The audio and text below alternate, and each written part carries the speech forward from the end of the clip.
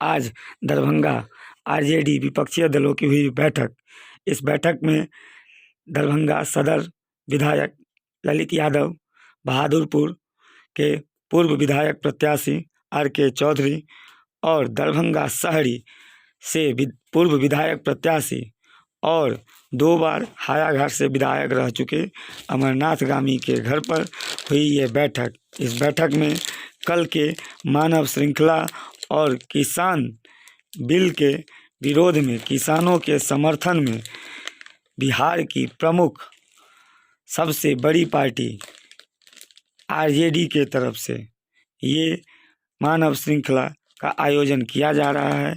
इसमें जनता से, बिहार के अपने कार्यकर्ताओं से, सभी से ये अपील और देश में पहली बार लगातार 2 महीना से किसान घर पर, बूढ़े किसान, बच्चे अपने घर के बाहर, गांव मोहल्ले में 12 बजे से 1 के बीच मानव श्रृंखला निकालकर किसान भाइयों के लिए अपने और अपनी मांग समर्थन में ये काला कानून वापस लिया जाए, सफल बनावे और मानव श्रृंखला को ज़्यादा से ज़्यादा बनावे। आइए सुनते हैं आगे कानूनी ने बिल पर भी क्या क्या कहा और सारी बातों को। ये सरकार बार बार आंदोलन को समाप्त करने के लिए तरह तरह का बीच बीच में हथकंडा अपनाता था। कभी शाहीन बाग से जोड़ दिया जाता था आंदोलन को, कभी खालिस्तान से, कभी पाकिस्तान से। लगातार किसान नेता से बात भी करते थे। तो निश्चित रूप से किसान का मांग जायज था। सरकार जानता था कि किसान सरकार का पीछा नहीं छोड़ेगा। सरकार इसी कारण से किसान आंदोलन को बदनाम करने के लिए 26 तारीख को एक तरह से किसान को ढील दिया कि आप दिल्ली के अंदर उपद्रव मचाओ, और उपद्रवी से हम उपद्रवी शब्द का उपयोग करते हैं। आप राष्ट्रीय ध्वज के बराबर धार्मिक झंडा फहराने का काम किया। जो नौजवान है, जो धार्मिक झंडा फहराने वाले नौजवान अपने को भाजपा का सदस्य के रूप में देखे होंगे, प्रधानमंत्री जी के साथ, गृह मंत्री जी के साथ उनका फोटो सार्वजनिक हुआ और वो माना भी कि हम झंडा फहराए हैं। इससे साजिश का पता चलता है कि किसान आंदोलन को कैसे बदनाम करने के लिए सत्तारूढ़ दल ये स्वांग रचा था। अब ये समझ लीजिए किसान का मांग क्यों जायज है। बिहार के अंदर ये कानून 2006 से लागू है, तो मंडी समिति कानून को बंद कर दिया गया।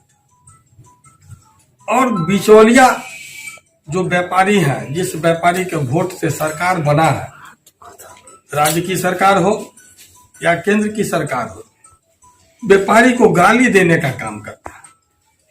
बिचौलिया बोल के कि बिचौलिया के कारण किसान को उपज का सही मूल्य नहीं मिलता।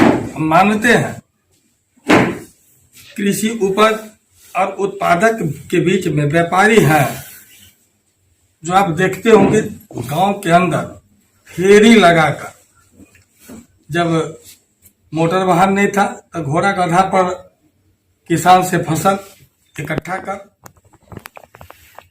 बैलगाड़ी से, ट्रैक्टर से प्रखंड के बाजारों में, प्रखंड के बाजार से मंडी में, मंडी से थोक विक्रेता से उत्पादक तक माल जाया करते। इस काम में आप देख लीजिए, जो बिचौलिया का बात हो रहा है वो भारतीय नागरिक है और टैक्स देते हैं, गाली भी सुन रहा है। वो बिचौलिया जो ग्रामीण व्यवस्था में फेरी लगाकर व्यापार किए, उनका मुनाफा। ट्रांसपोर्टर का जो व्यापार था, जो प्रखंड तक कृषि उपज को पहुंचाने का काम किया, प्रखंड से जिला का 2 लेयर में आप देख लीजिए। ट्रांसपोर्ट व्यवसाय से जुड़े लोग, बाजार का खुदरा विक्रेता, बाजार का थोक विक्रेता, 5 लेयर का व्यापारी अगर देश में आकलन करेंगे तो करोड़ों की संख्या में है। वो बेरोजगार हो गया बिहार के अंदर पहले, आज देश के अंदर बेरोजगार हो जाएगा। उन व्यापारी को आप बिचौलिया बोल के उनका मुनाफा किसान को नहीं मिल रहा है, बिचौलिया खा रहा है। बिहार के अंदर उदाहरण है कि 2006 के बाद वो बिचौलिया समाप्त करके आप उद्योग को लाभ दिए हैं। अगर बिचौलिया का कमाई किसान को मिलता तो धान का दाम 900-1000 रुपया नहीं होता, वो 1400-1500 रुपया होता। धान का एमएसपी 1850 है। किसान आज धान 900 में बिक रही है। बिक कहाँ रहा है? गांव में, किसान के खरिहान में। खरिहान से ट्रक ट्रॉला 18 चक्का 12 चक्का आप देखते होंगे लदा करता। जब ये कानून बिहार में लागू है, बिहार को किसान को उसका लाभ नहीं मिल रहा है। हम देश के किसान तो मंडी समिति व्यवस्था स्वतः ध्वस्त हो जाएगा। कारण मंडी समिति के अंदर राज्य सरकार का टैक्स लगता है, स्थानीय कर है, व्यापारी का मुनाफा है, वो समाप्त कर दिए। पहला कानून आपका यही है कि आपके खरिहान से किसान को खरीद का छूट, किसान से उद्योग को खरीद का छूट मिल गया। दूसरा कानून है कॉन्ट्रैक्ट फार्मिंग। आप समझ लीजिए, जब किसान से आप तय कर लेंगे कि आप ये फसल उपजाइए और इस दर पर आपका फसल हम खरीदेंगे, किसान की स्वतंत्रता समाप्त हो जाएगी। सीमित मुनाफा में आप कह सकते हैं कि जब तय करके किसान से उद्योग फसल उपजाएगा तो किसान को परेशानी नहीं है। निश्चित रूप से प्रथम दृष्टया यही दिखता है कि किसान को कुछ लाभ दिखेगा कॉन्ट्रैक्ट फार्मिंग से, लेकिन जब उद्योग का, कॉन्ट्रैक्टर का कब्जा किसान के खेत पर हो जाएगा, जब बीच के व्यवसायी समाप्त हो जाएंगे, उद्योग का कब्जा कृषि फसल पर हो जाएगा, आने वाला साल में उद्योग मनमानी दर पर कृषि फसल उपजाने पर मजबूर करेंगे। किसान अपने खेत में मजदूर बन के रह जाएगा। इतना ही नहीं, आधुनिक तकनीक से अधिक खाद देकर किसान का फसल अधिक उपजे, कारण कॉन्ट्रैक्टर को अधिक लाभ हो, खेत का उर्वरा शक्ति समाप्त हो जाएगा। किसान को संख्या है इस बिल के आने के बाद अपने ही खेत में हम मजदूर बन के रह जाएंगे। इस कारण से तीसरा कानून जो है तो 1955 का स्टॉक लिमिट कानून है। आवश्यक वस्तु अधिनियम के अंतर्गत आप स्टॉक सीमा के अंदर ही, तय सीमा के अंदर ही कृषि उपज रख सकते हैं। लेकिन नया कानून जो तीसरा है वो स्टॉक लिमिट से मोटा अनाज, धान, गेहूं, मक्का, तिलहन, दलहन, आलू, प्याज को स्टॉक लिमिट फ्री कर दिया गया। आप समझ सकते हैं, जब कॉन्ट्रैक्ट फार्मिंग करवाकर कृषि उपज पर कब्जा कॉन्ट्रैक्टर का होगा, उद्योग कृषि कार्य करवाएगा कॉन्ट्रैक्टर के माध्यम से। जब किसान के खेत से उद्योग को अपने एजेंट के माध्यम से फसल ले जाने का कानूनी अधिकार मिलेगा। जब भंडारण के लिए, जो हम पहले बताए थे 2-3 साल पहले से गोदाम बन चुका है, अडानी का गोदाम देश के कोना कोना में पहले से तैयार है, आज ये कानून लाया गया है। आप समझ सकते हैं, जिस कानून से लगता है कि किसान को नुकसान होने वाला है, किसान से ज्यादा आवाम को नुकसान होने वाला है।